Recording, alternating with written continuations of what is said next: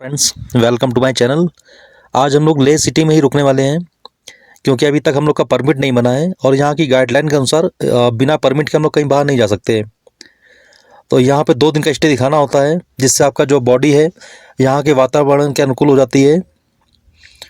और उस गाइडलाइन में लिखा कि आपको ज़्यादा फिजिकल एक्टिविटी नहीं करनी है और ना ही ज़्यादा बाहर निकलना है, सिर्फ रूम पे ही रहना है। लेकिन फिर भी हम लोग शाम को 4 बजे के आसपास निकले लोकल के। आप यहाँ पे एक ले पैलेस है, पास में ही था हम लोग के होटल के। हम लोग वहाँ ले पैलेस पहुँच गए देखने के लिए।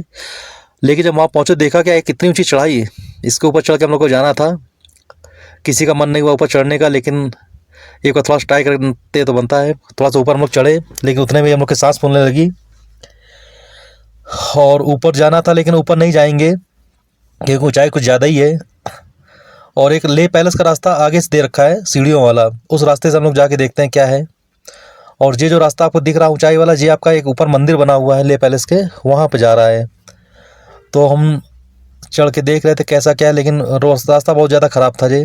दोस्तों, गाइडलाइन के अनुसार हम लोग को फिजिकल एक्टिविटी बिल्कुल भी नहीं करनी थी, लेकिन फिर भी हम लोग बाहर निकले। बता दें, सबसे ज़्यादा समस्या उनको होती है जो बाई प्लेन आते हैं, तो उनका टेम्परेचर जो बॉडी का होता है वो एडजस्ट नहीं हो पाता है। हम लोग बाई रोड आए तो बाई रोड आने में क्या रहा कि टेम्परेचर हम लोग का उसी के अनुसार ढलता गया, क्योंकि श्रीनगर से आने तक यहाँ तक सर्दी ही मिली और मौसम कुछ ऐसा ही मिला और ऊंचाई पे ही चलते आए, तो इसलिए हम लोग का थोड़ा टेम्परेचर जो बॉडी का है वो मेंटेन हो रखा था। और जो देखिए पीहू ऊपर आ रही है और वो भी पहुँच गई, और उसको देख करके अयांश बोला हमको भी जाना है। तो अयांश ने भी हिम्मत दिखाई और वो भी ऊपर चढ़ने की कोशिश करता हुआ, देखते हैं क्या ऊपर तक आ पाता है। जी हाँ, बने रहिए मेरे चैनल पे। ये देखिए, हिम्मत नहीं हार रहा है, चलता ही जा रहा है ऊपर। और इन पत्थरों वाले रास्ते, फिसलन वाले रास्ते हैं, लेकिन देखिए कैसे देख रहा है रास्ता, किधर आना है, कहाँ से जाना है। और जीजा जी और चांदनी नीचे ही रुक गई थी, उनका बिल्कुल ही मन नहीं हुआ ऊपर आने का। वो देखो पीछे फॉरनर जा रहे हैं, वो भी देख रहे हैं छोटा बच्चा कैसे ऊपर चढ़ रहा है, वो भी उनको पलट पलट के देख रहे हैं। और हिम्मत देखिए भाई, छोटा सा बच्चा सिर्फ 4 साल का, और इस पहाड़ की चोटी पर चढ़ने की कोशिश कर रहा है।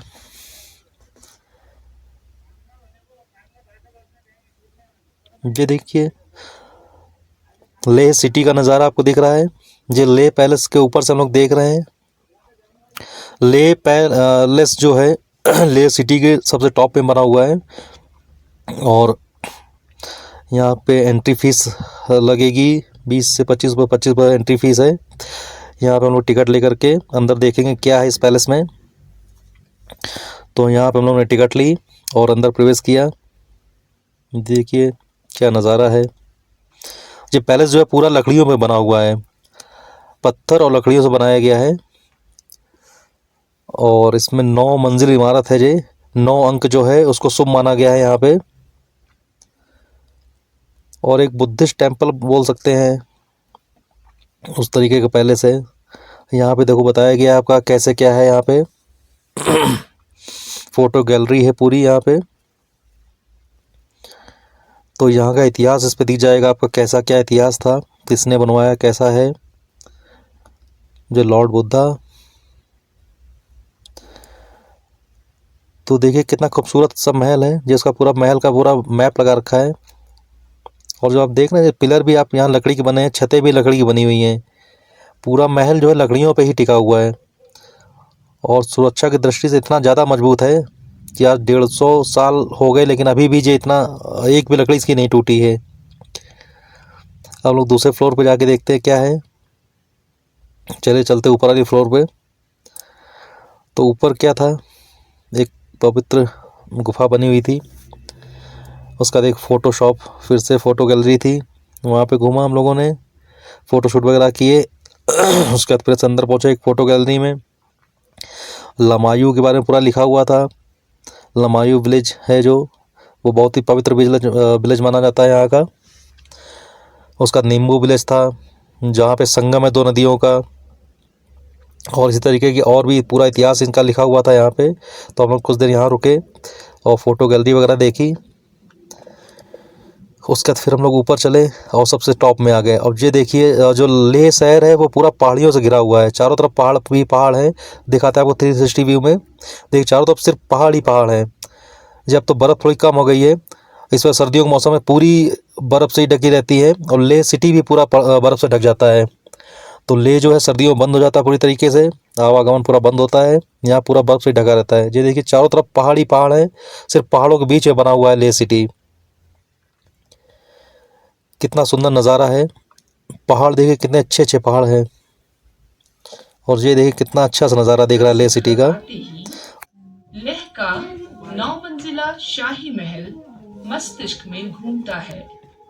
लेह की चौखट पर कदम रखते ही लेछन स्पलखर यानी लेह महल पर्यटकों के आकर्षण का केंद्र बनता है और बड़ी शान से अपनी बाहें फैलाए हमारा स्वागत करता है। ऐसा कहा जाता है कि 16वीं शताब्दी के मध्य में लद्दाख के प्रसिद्ध और होनहार राजा सिंगे नमग्यल ने लद्दाख की हुकूमत की बागडोर अपने हाथों में ली।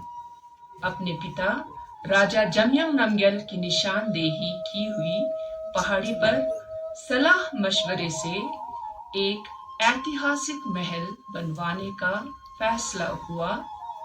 लामा त्सोग रिम्पोछे ने भूमि पूजन कर बलाओं को दूर किया और यूं इस महल के निर्माण का काम शुरू हुआ, जिसे पूरा होने में पूरे 3 साल का समय लगा। बल्तिस्तान के एक प्रसिद्ध कारीगर चंदन अली सिंगे, जो कि शिंखन चंदन के नाम से भी लोकप्रिय था, को महल के निर्माण का कार्य सौंपा गया। उनकी हुनर और कला में निपुणता न सिर्फ सराहनीय है, अपितु पूरे हिमालय क्षेत्र में इस शानदार महल के मुकाबिल का कोई दूसरा इमारत या भवन मौजूद नहीं है। महल बनाने के लिए आवश्यक सामान को आसपास के प्रांतों से लाया गया, जिसका जिक्र लद्दाख के लोक गीतों में भी पाया जाता है। लेह के नजदीक फ्यांग गांव से अधिक इस्तेमाल में आए पत्थरों को लाया गया। इसी तरह लकड़ियों को लद्दाख के हर हिस्से से मंगवाया गया, जिसमें ज़ंस्कर भी शामिल है। यूं कहा जाता है कि ज़ंस्कर से लकड़ियों को नदी में बहा दिया जाता था और न्येमो गांव में इन बहते हुए लकड़ियों को इकट्ठा कर लिया जाता था। 16वीं सदी की इस कारीगरी की महल में इतनी बारीकी से हर काम को तराशा गया है कि इसके बनने के 400 साल बाद आज भी उतनी ही खूबसूरती और शान से खड़ा है। इस महल के चारों ओर का मनमोहक दृश्य, या यूं कहिए लेह शहर के भरपूर नज़ारों का हम इस महल से पूरा आनंद ले सकते हैं।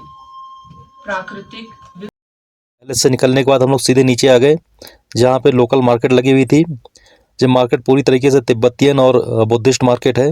यहाँ पे आपको तरह तरह के झूमर, बुद्धिस्ट फ्लैग, की चेन वगैरह जो भी है सारा दिख जाएगा। तो यहाँ कुछ दिन हम लोग मार्केट में घूमे। एक घड़ी हमने देखा 300 रुपये के आसपास घड़ी थी, वो हैंड वॉच थी आपका। तो उन्होंने बताया कि कैसे खुलना है, कैसे इसको चालू करते हैं, लेकिन प्राइस ज़्यादा महंगा लगा, छोटी सी घड़ी थी, फिर हम लोग उसको नहीं लिया और फिर आगे दूसरी शॉप में चले गए। वहाँ से कुछ हम लोगों ने कीचेन वगैरह लिया। उसके बाद पहुँचे एक जो स्टेबल मार्केट थी ले की, वहाँ पहुँच गए। अब ये देखिए यहाँ पूरी प्रॉपर दुकानें बनी हुई हैं। टूरिस्ट जो भी सारे यहीं पे आके शाम को टहलते हैं, लेकिन महंगाई भाई यहाँ बहुत है। जो भी आपका आइटम रहेगा जस्ट डबल मान के चलिए, क्योंकि इन्होंने बताया, एक लोकल शॉपकीपर ने बताया कि यहाँ पे सिर्फ ये 6 महीने ही केवल दुकानदारी कर पाते हैं और 6 महीने के लिए पूरा बंद हो जाता है। तो इस 6 महीने में ही इनका जो भी है वो सब निकालते हैं।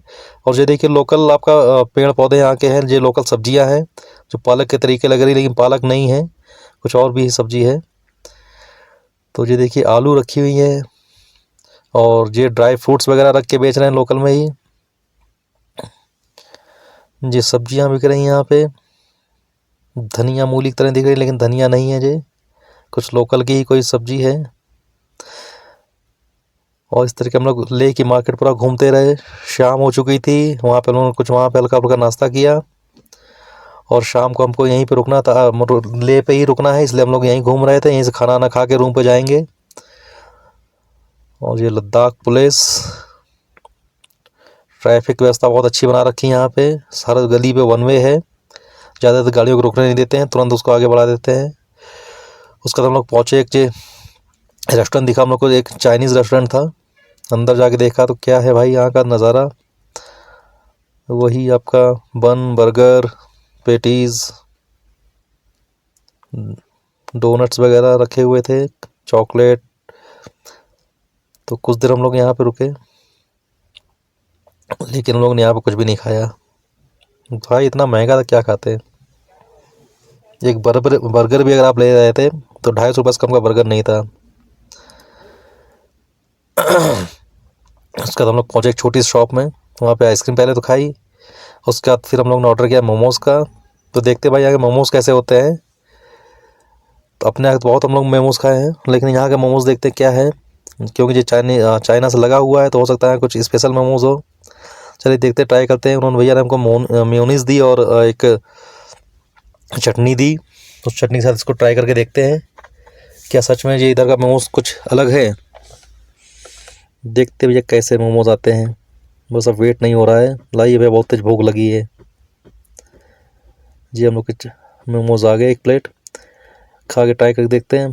भाई कलर देखिए इसका कैसा है, अपने यहाँ वाइट कलर के होते हैं, ये कुछ रेडिश कलर का दिख रहा है। वहाँ से निकल कर हम लोग पहुँचे एक रेस्टोरेंट में, वहाँ हम लोग ने खाना खाया और खूब इन्जॉय किया। उसके बाद वापस रूम पे आ गए, क्योंकि कल हम लोग को निकलना भी था सुबह 9 बजे।